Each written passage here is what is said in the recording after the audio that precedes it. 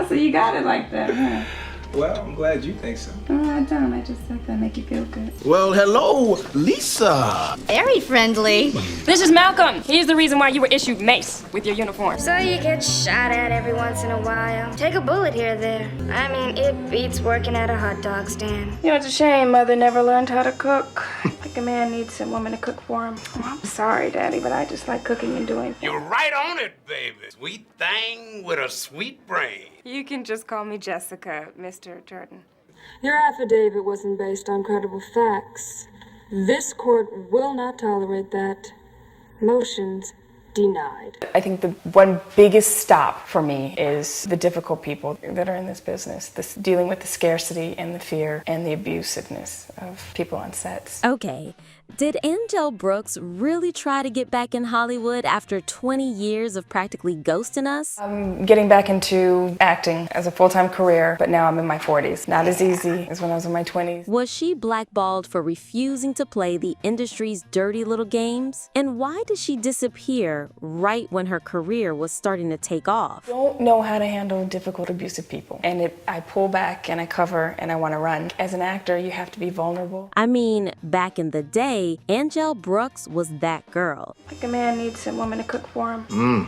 Don't you ever let Terry McMillan hear you say that. Oh, I'm sorry, Daddy. She had the looks, the roles, that walk into a room and make it stop energy that had producers out here trying to sign contracts and slide into DMs. Whew. But somewhere between VIP and the Parkers, This little game of cat and mouse you've been playing has me smoldering. the industry seemed to shut the door on her. Can you believe it? So who is Angelle Brooks, besides being the chocolate goddess who had all the uncles stuck to the screen? Born on August 11th, 1967 in Miami, Florida, Angelle was a statuesque beauty with cheekbones sharp enough to cut through Hollywood's mess. She stepped onto the scene in the early 90s and was immediately giving face, figure, and a vibe that said, "Don't play with me unless you paying me." See, you're reading my mind. Would you please move in with me? Well, I don't know about... You're messy. Okay, forget it. Well, I'm just kidding. Period. You may remember her from shows like Malcolm and Eddie,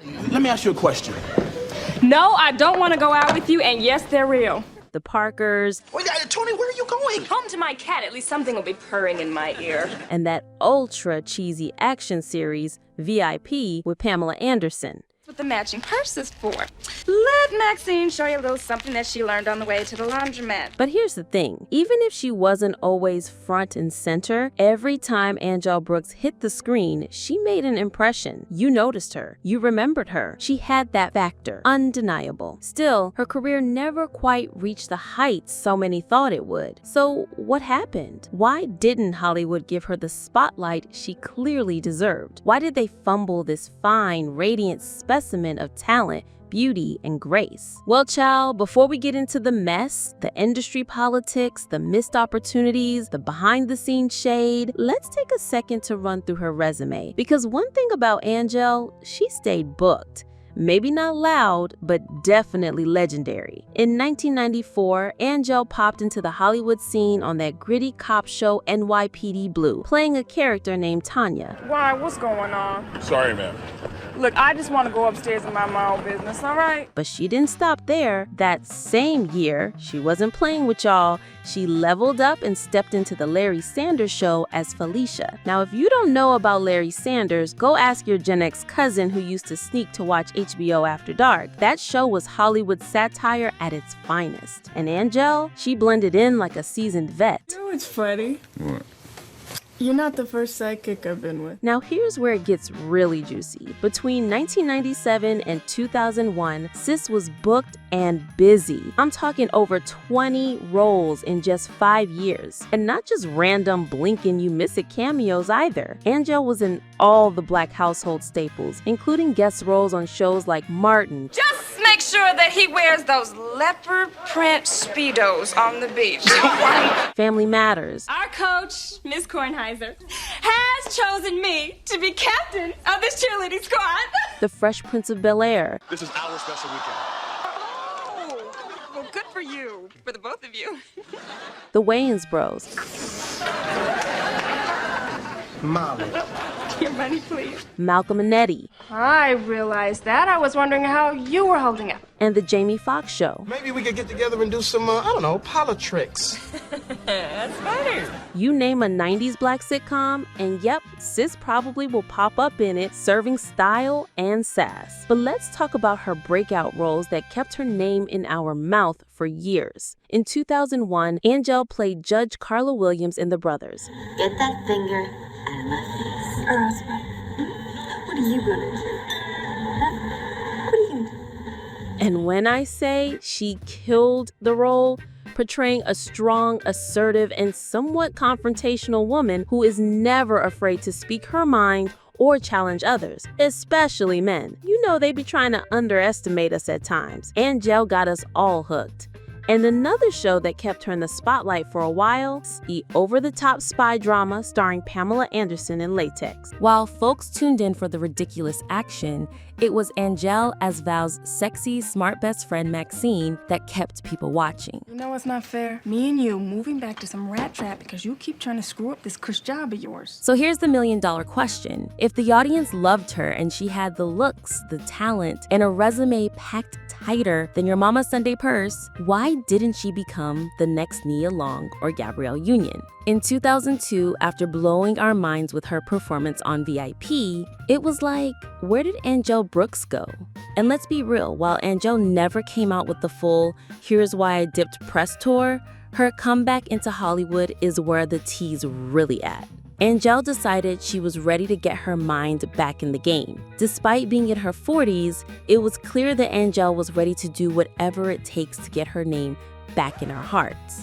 But then, this is where the industry showed its ugly little two-faced head. Because as we already know, Hollywood ain't no spa retreat. It's more like trying to play dodgeball in heels while folks throw rejection, sexism, and ageism at your face. I just don't have a theatrical agent. I just don't go out. Theatrically, I only go out commercially. I started training again, and I took a commercial workshop. First day, the woman says, you're too heavy to work, and your ethnicity isn't definitive, so you need to get a wig to cover your features, and you need to lose weight because you're never going to work commercially, and nobody wants, at your age, you're going to be selling food, and nobody wants to see a fat person sell food. According to Angelle, things just didn't go exactly as planned. This woman came in hating like she was getting paid to break spirits.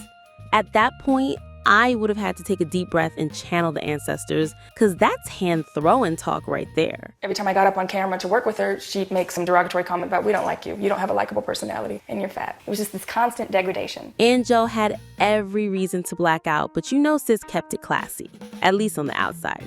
Unfortunately, her issues with the industry didn't stop there.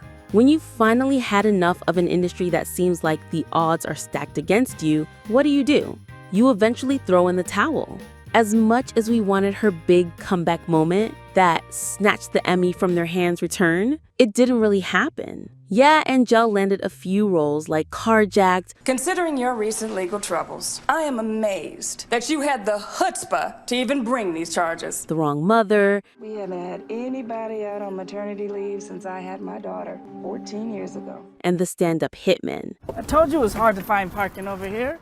We should have called an Uber. But let's be honest, the shine was gone.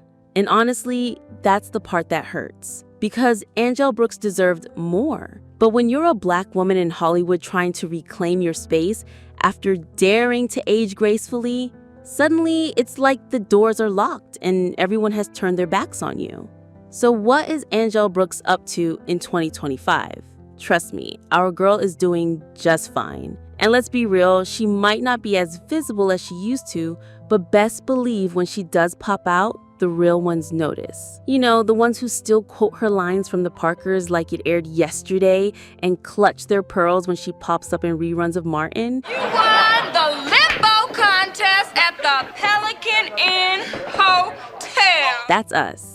Her most recent project is a 2020 movie, Taking Your Daughter, where she featured as a teacher. And you already know sis probably gave stern but loving black educator who don't play about your homework vibes. The kind of teacher who'd pull you aside after class like, baby, I know you smarter than that. Fix it. The inside angles of every triangle totals 180 degrees. And you'd actually listen. But don't think that's all. Angelle's not just sitting pretty waiting for scripts to roll in. Nah, sis has been using her platform for some real work. She's been involved in all kinds of charitable stuff, giving back to the community like the true queen she is. Also, estimates suggest that Angelle Brooks' net worth is around $1 million to $5 million. This range reflects her successful career in the entertainment industry and the various ventures she has undertaken. Ms. Brooks is very private, however. We do not know if she's currently married or have kids, but we do know that she's living her best life.